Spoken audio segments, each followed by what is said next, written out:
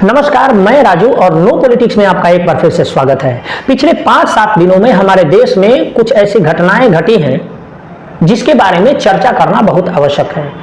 28 अक्टूबर के दिन गुजरात के मोरबी में एक पुल गिर जाता है जिसे झूलता पुल कहा जाता था। वो एक टेम्पररी ब्रिज था जिसे लोग मजे लेने के लिए, उस पर झूलने के लिए चढ़ा करते थे।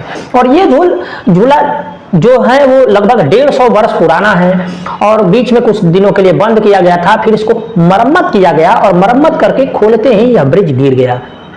अब जैसे ही गिरा तो चूंकि वो गुजरात जो है वो बीजेपी के कंट्रोल में है और बीजेपी के जो आईटी सेल और बीजेपी के जो लोग हैं वो इसको इस तरीके से पोर्ट्रे करने लगे कि पुल पर चढ़ने वाले लोगों की ही गलती थी। लेकिन उस पुल में मरम्मत के नाम पर हुए भ्रष्टाचार और टिकट के नाम पर लोगों की जान से जो खिलवाड़ किया गया उसको बिल्कुल ही नजरअंदाज कर दिया गया। आप देखिए कि पुल खुलता है और सैकड़ों की संख्या में तकरीबन 500-600 लोग वहां पे चले जाते हैं और 17-17 रुपया टिकट लेकर के उनको पुल पर जाने दिया जाता है। और जाने के बाद एक वीडियो वायरल किया जाता है कि कुछ लोग उस पुल को झुलाने के लिए प्रयास करते हैं और पुल टूट जाता है। तो ऐसे पुलों पर लोग झूलने के लिए ही जाते हैं, वहां पे गाड़ियां चलाने के लिए तो जाते नहीं, क्योंकि वो झूलता ब्रिज उसका नाम ही है। अब मामला आता है कि भाई 17-17 रुपया जब टिकट लेकर के भेजा गया लोगों को, तो वहां के जो शासन प्रशासन है, जो मैनेजमेंट है, उनको निश्चित रूप से जानकारी होगा कि कितने लोग जा रहे हैं। जब मामला आता है ओवरलोड का, तो जब निश्चित रूप से आपको पता है कि 100 लोग या 150 लोग ही इस ब्रिज पे जा सकते हैं एक बार में, तो फिर 500-600 लोगों के लिए टिकट क्यों काटा गया, ये सोचने वाली बात है। और जब टिकट काटा गया और लोग झूलने के क्रम में गिरे और ब्रिज पर से गिरने के बाद 150 लोग मर गए, और मरने के बाद जब इसके जिम्मेदारी लेने की बात आई तो वहां का जो नगर पालिका है वो नगर पालिका कह रहा है कि ब्रिज कब मरम्मत हुआ, कब खुला, हमको जानकारी ही नहीं।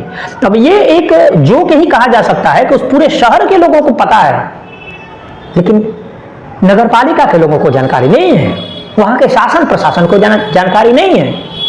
बात आता है कि उस पुल को मरम्मत किसने किया। मरम्मत के नाम पर उस पुल का जो ठेका है वो दिया गया था ओरेवा कंपनी को। उस कंपनी के वेबसाइट पे आप जाइएगा तो मूल रूप से घड़ी बनाने वाली कंपनी है, अजंता नाम की घड़ी का ब्रांड उसी ओरेवा ब्रांड से आता है। तो एक घड़ी बनाने वाली कंपनी जिसके वेबसाइट पर ही जिक्र नहीं है कि किसी तरीके का वो इस तरीके का कंस्ट्रक्शन का, मैकेनिकल का काम कर सकती है, तो उसको ठेका क्यों दिया गया। और जब ठेका दिया गया तो 2 करोड़ का उसका बजट था और मात्र 12 लाख में डेंटिंग पेंटिंग करके और उसको समाप्त कर दिया गया। इस तरीके से फ्रॉडबाजी किया गया और सैकड़ों लोगों के जान से खिलवाड़ किया गया। और न केवल खिलवाड़ किया गया, उसमें तकरीबन 150 या आंकड़ा उससे ऊपर भी हो सकता है, क्योंकि बाद में जो लोग घायल होकर अस्पतालों में जाते हैं उनकी मृत्यु हो जाती है, तो बाद में आंकड़े आते नहीं है। तो 150 से ऊपर लोगों की मृत्यु का जिम्मेदार कौन है।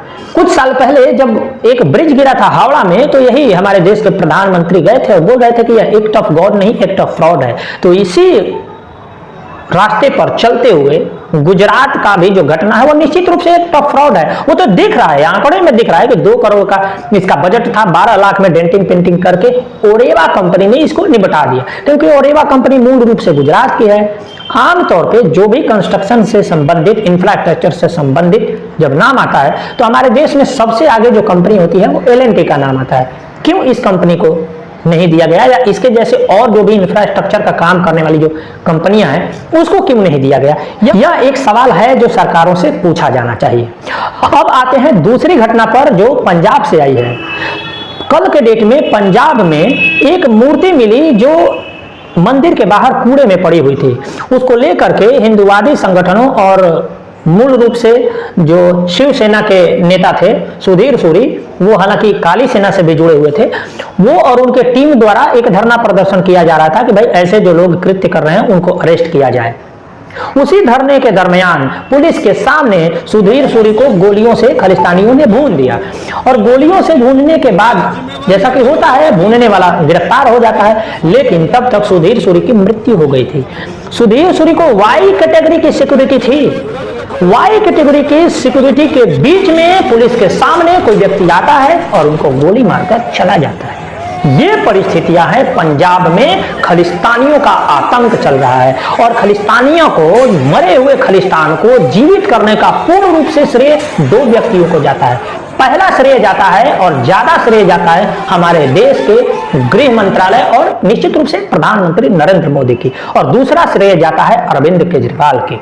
आपने देखा होगा कि किस तरीके से जब पंजाब का इलेक्शन था उससे ठीक पहले किसान आंदोलन के नाम पे जो साल भर ड्रामा चला, उसके बाद किस तरीके से बेअदबी के नाम पर कितने ही हिंदुओं की नृशंस हत्याएं की गई खलिस्तानियों के द्वारा, और उन हत्याओं को जस्टिफाई किया गया। हत्या करने वालों को पता नहीं अरेस्ट किया गया कि नहीं, मैं इस बारे में बता नहीं सकता, लेकिन सरकारों ने कोई भी ठोस स्टेप नहीं लिया और एक के बाद एक हत्याओं पर गृह मंत्रालय का जुबान सिला रहा है। एक शब्द नहीं आया गृह मंत्री के द्वारा, और बाद में उस कृषि कानून को वापस भी ले लिया गया हमारे सरकार द्वारा, और एक खलिस्तानियों को संदेश दिया गया कि भैया तुम कुछ भी कर लो, हम तुम पर एक्शन नहीं लेंगे।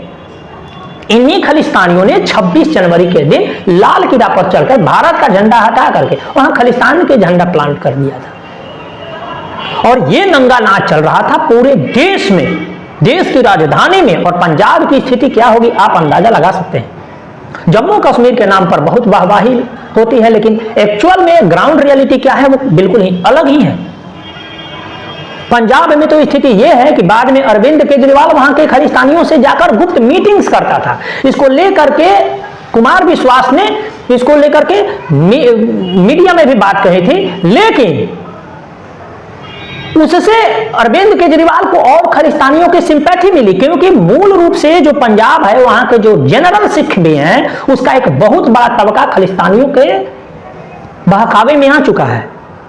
एक मरा हुआ खलिस्तान पुनः जीवित हो चुका है और सरकारें हाथ पर हाथ देख करके बैठी हुई हैं, और इसी खलिस्तानियों के जो गुर्गे हैं वो आए दिन हिंदुओं पर हमला करते रहते हैं, हिंदुवादी संगठनों पर हमला करते रहते हैं, और वो सिख जो हिंदू का एक पार्ट है वो अब हिंदुओं पर ही हमला करके अपने आप को गौरवान्वित महसूस करता है और वो अपने आप को इस्लाम के नजदीक समझता है। ये परिस्थिति है और पंजाब का हालत दिनों दिन बिगड़ता जा रहा है, और वहां का जो मुख्यमंत्री है वो कैसा है आप लोग जानते हैं। उसकी सरकार की आइडियोलॉजी क्या है वो आप लोग जानते हैं। उसकी सरकार की क्या, केंद्र में बैठे सरकार की भी यही आइडियोलॉजी है। आपको ध्यान रखना है कि किस तरीके से इंदिरा गांधी ने भी इसी तरीके से खलिस्तानियों को एक बार सहलाने का कार्य किया था, जो बाद में आ करके 1984 में इंदिरा गांधी की हत्या और सिख विरोधी दंगे के नाम पर आकर के समाप्त हुआ। अब चलते हैं जम्मू कश्मीर। जम्मू कश्मीर में वहां के जो कश्मीर के लोग हैं उनके जुबान से आप सुनिए तो वो कह रहे हैं कि पिछले 1991 में जो घटना हुई थी उससे भी दहशत भरा स्थिति है, क्योंकि आप देखिए तो पिछले कुछ दिनों से टारगेटिंग किलिंग कई गुना बढ़ चुकी है। हिंदुओं को आइडेंटिफाई किया जाता है और वहां के जो टेररिस्ट ग्रुप है उसको टारगेट करते हैं, मारते हैं, गोली से भून देते हैं। लेकिन अभी से जब 370 नहीं हटा था तो कॉर्डन एंड सर्च ऑपरेशन चलती थी, सेना वहां पे घेराबंदी करके वहां के टेररिस्टों को न्यूट्रलाइज करती थी। लेकिन दुनिया को दिखाने के लिए कि 370 हटने के बाद वहां पे बिल्कुल नॉर्मलसी आ गई है, बिल्कुल नॉर्मल स्थिति हो गई है, इसलिए कॉर्डन एंड सर्च ऑपरेशन बंद हो चुका है। अब कोई भी टेररिस्ट जाता है और आराम से बिना किसी रोकथाम के गोली मार करके वापस आ जाता है। अब आते हैं हिमाचल प्रदेश में चल रहे इलेक्शन के ऊपर। तो बीजेपी के जो चीफ हैं जेपी नड्डा वो कह रहे हैं कि मोदी जी ने वैक्सीन बनाई है और बना करके आपकी जान बचाई है। अब मोदी जी को बचाना आपका काम है, मतलब जनता का काम है। अब जनता कितना मोदी जी को बचाएगी ये तो सोचने वाली बात है, लेकिन बीजेपी अपने आइडियोलॉजी पर कितनी टिकी हुई है ये भी जनता के ही सोचने की बात है। आपका बहुत बहुत आभार, नमस्कार।